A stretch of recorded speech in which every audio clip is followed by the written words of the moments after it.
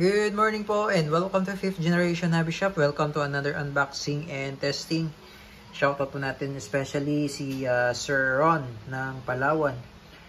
Okay, so ngayon ating i-review is the Magfar Ultra Multi-Shot Brake Barrel with magazine, caliber 22, 10 rounder magazine, 10 rounds magazine. So bali meron siyang magazine. Ito po yung kanya magazine na 10 rounder. So mamaya po papakita ko po paano mag-load ng magazine.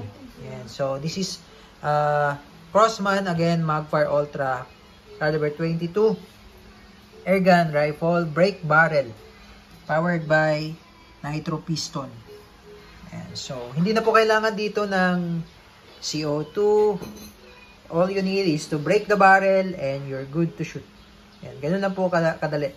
So, hindi na kailangan ng kahit anong PCP or karga or anumang CO2. Babaliin nyo lang yung barrel and then you're good to shoot. So, ganun lang siya kadali. So, meron siyang, ang nagpapagana sa kanya is the nitro piston. Yan yung nagpapagana siya sa kanya. Yun yung nagpo-produce ng pressure. Okay, so bali ito po yung kanyang bala. This is caliber 22 pointed. Ang gamit po natin na free na po ito, no? UX Cobra by Umarex. Germany siya. Ang unit natin is Crossman. Yan. Crossman po. Okay? So, ang free natin na bala is the 15.7 grains na pointed. Maganda to. Maganda pagkagawa nito. Yan. Caliber 22. Ayan. Okay. So, mamaya natin load yan sa magazine. Okay. So, yun po. Ang ating unit ay merong Quiet Fire sound suppression technology. So, hindi siya maingay. Hindi siya maingay kasi meron siyang built-in suppressor. Ayan. Tapos, meron siyang out of the box. May kasama siyang scope. Ayan. Ang scope na kasama ay check natin. I think this is 39 by 40. Yes, 39 by 40 EO. Center point. Ayan. Scope. Tapos itong unit natin, meron siyang iron sight, adjustable iron sight. Ayan. So na-adjust po yan. Windage and elevation. So kung hindi nyo siya trip na lagyan ng scope, you can also use the iron sight. Ayan. Yung iron sight niya ay adjustable. Sa rear, sa front is naka-fix. Ayan. Pero mas bagay siya kung may scope. Ayan. Okay, so up to 975 feet per second. Ayan yun. Quiet Fire technology. Tapos meron siyang lagayan ng sling. Ayan. Meron siyang lagayan ng sling. Meron siyang, pwede mo siyang lagyan ng bipod. Tapos, ito naman po yung kanyang safety. Yan yung safe. Yan yung fire, sorry. Yan yung fire. Then, yan naman po yung safe mode. Okay. So, load lang tayo ng pellet, lead pellet. So, ipapakita ko lang sa inyo kung paano ang pag-load sa magazine. Ayan. So, itong unit na to, ito yung uso ngayon dahil hindi ka na bibili ng CO2, hindi ka na magpapakarga ng CO2, hindi ka na magkakarga-karga. Break mo lang, then you're good to shoot. And so, ito yung ating lead pellet na 177, caliber 22, sorry. Caliber 22, 15.7 grains yan. So, ito yung magazine. And as you can see, pagka ganyan yung sign, walang laman yan. Okay? Ngayon, may makikita kayong indicator, tapos yung arrow. Yung arrow, kung saan iikot, saan patungo yung ikot, no? So, ang ikot niya ay clockwise. Clockwise ang ikot. Tapos yung indicator ko ano ang position ng pellets. So, ibig sabihin, pag ganyan. Pag ganyan siya. Pasok mo na siya dyan.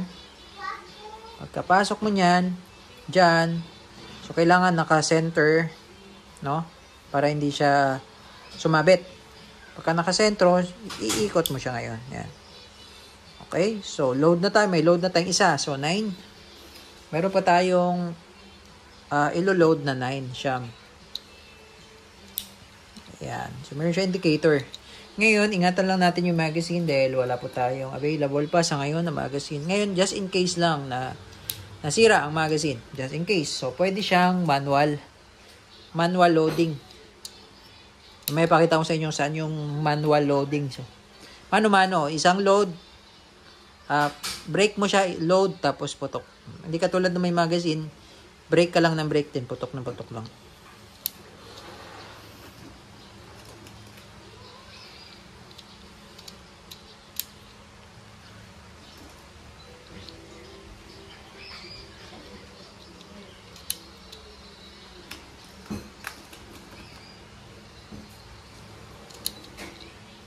Okay. Isa na lang. Okay, so yan. Pag nakikita nyo po 0, wag nyo nang lagyan to. Wag nyo nang lagyan yung space. Kasi yung space na to, ito po yung para dito sa slot. Yan. So, ang gagawin na lang natin ay ilalagay siya dito. Ayan, lalagay siya dyan. Pag ganyan, ganyan pong position harap. Ganyan po paharap po.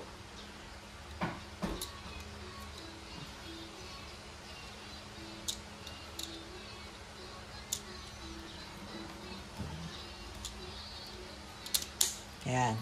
Ay, so ganyan po. Ngayon, pagka-aalisin nyo, hugutin nyo lang. Ayan, hugutin nyo lang. Ngayon po, pag i-break nyo po, ganito lang po. Paluin nyo lang tong barrel. Pak!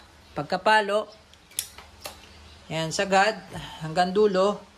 Sagad, no? Ito mga grease po yan, no? Mga langis lang yan. Grease. Normal yan. Okay? Ngayon po, just in case lang na, walang magazine, no? Nasira ito. Dito po tayo maglo-load to. Diyan, sa ilalim. Dito may barrel yan. Butas. Yan. Diyan tayo maglo-load. Isa-isa. Tapos balik. Yan, just in case nawala yung magazine. Isa-isa. Okay? Ngayon, balik natin, no? Yan. So, bawal lang po siyang paputukin na walang bala. So, sa ngayon po, testing lang naman siya. Isang beses lang tayo magpaputok. Firing. Yan. So, may recoil po yan. Malakas ang recoil. Ngayon po, pag i-stack nyo siya, hindi siya gagamitin, huwag nyo siyang hayaang nakakasa. No? Dapat naka-rest mode. Okay? Naka-rest mode siya. Huwag nyo siyang hayaang nakakasa. Okay?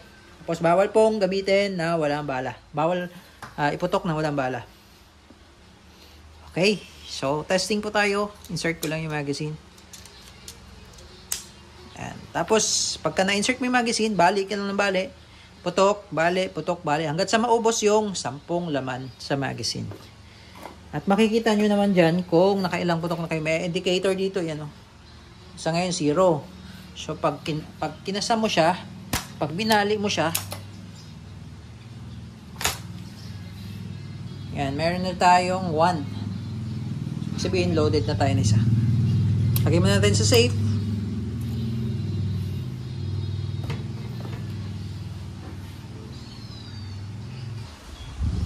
Okay, testing. Magfire Ultra 22. Firing.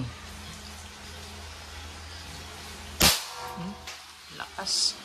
Okay, so, bali, pagkaputok mo isa, baliin mo ulit. Balik. And then, yan, meron na tayong 2. Kita nyo 2. O yan o. Diba? So, makikita nyo dyan kung nakailang putok na. Yan. So, ganun lang o. Bali ulit. Putok, bali, putok. Hanggang sa maubos yung 10. Okay, Magfire Ultra 22. Break Barrel Rifle.